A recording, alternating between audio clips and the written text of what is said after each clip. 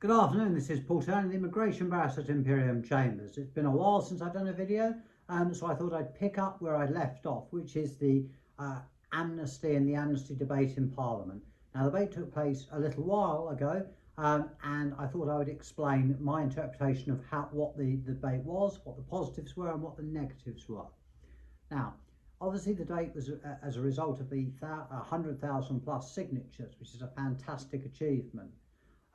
The amnesty petition called for a blanket amnesty for all migrants, and this was what was put before the House to be debated. Now, the government's position was that, and basically all the MPs that spoke out in favour was that there was a need for an amnesty. However, a blanket amnesty would not discriminate between individuals who had just arrived in the United Kingdom, say last week, and individuals that have been here for, say, 10, 12 years and have got established family roots and ties. Now, the debate was interesting because people brought up issues such as the need for an amnesty because of people needing to be vaccinated, that there was evidence of doctors not taking people that weren't registered, and undocumented migrants can't register with the GP. So there was a lot of discussion about the importance of an amnesty during the pandemic.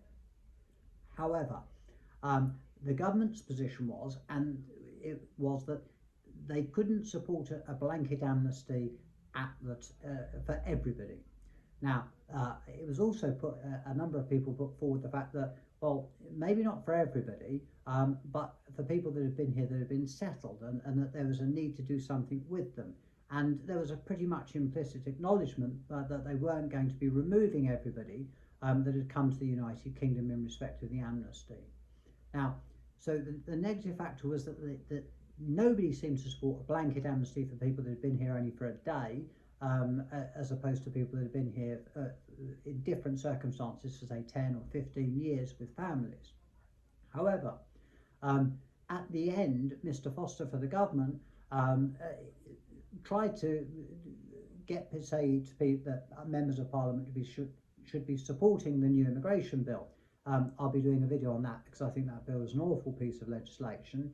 And then said once that bill had been passed and they had their tough new laws in place, that they would look again at a targeted amnesty. Now, a targeted amnesty would be more in line with what Boris Johnson has talked about. A targeted amnesty would set a minimum bench level of how long you've been in the United Kingdom. It would then also probably consider people's family circumstances and whether they had any criminal convictions. Now, this is in line with what happened in the legacy scheme, where they dealt with 500,000 cases and the majority of people granted indefinite leave to remain. So what does this all mean? Well, it means that the government isn't going to just give a blanket amnesty to absolutely everybody. And there are some arguments for saying that people can't come in on Monday and then be granted an amnesty on Tuesday. But that's not generally the people that I'm speaking to or about, who've been here for a long period of time and are very established in the United Kingdom. And this is where the targeted amnesty bit comes in. It seems to me that the government is willing, or will be willing, to look at some form of targeted amnesty after the implementation of the new immigration bill. The reason for this would be politically acute, sensible, because the government could say, on one hand, look, we're being tough and we've set these new rules in place, and as was acknowledged by the Minister for the government, that the system's broken, so therefore we can do something with the people that are already in the United Kingdom. But as always with the government, they like to say that they'll deal with things on a case-by-case basis.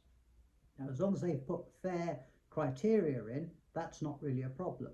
So, in short, it seems that there is some sympathy for an amnesty for people that have been here for a considerable period of time or have roots to the United Kingdom and haven't committed any offences, but there is a feeling against a blanket amnesty which would encourage people to come in at the moment. And nothing's going to really happen, it seems, until after the new immigration bill's been passed. Now, to me, that seems the way that the government have behaved before, which is they accepted that the system was broken, then they brought in the legacy scheme, and then they brought in new immigration rules. So one can hope that the same thing will happen in this occasion. I'm sorry I can't say that the government issued a announcement that an amnesty will take place, but what they said is they would be looking seriously at a targeted amnesty after the implementation of a new bill. So I hope you've understood and followed what I've said. It's not fantastic news, but neither is it a complete rejection of the idea of an amnesty in the future. And this is particularly important given the number of people in the United Kingdom, the fact that we've now left the EU, and there will be lots of EU people hanging around who didn't get a chance to register under the USS, and there's some tacit acceptance that the system is broken. So not today, but perhaps more likely sometime tomorrow would be my summing up of what the position is in respect of the amnesty.